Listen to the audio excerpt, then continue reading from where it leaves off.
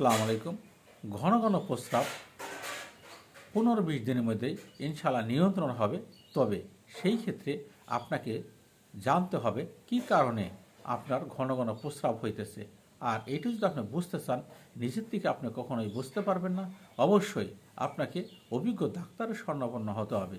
তবে ঘন প্রস্রাব হওয়ার পিছনে যে কারণগুলি মানুষের ভিতরে কাজ করে, তার মধ্যে 1 নাম্বার হলো ডায়াবেটিক্স, 2 নাম্বার প্রস্রাব ইনফেকশন, 3 নাম্বার প্রোস্টেটের সমস্যা।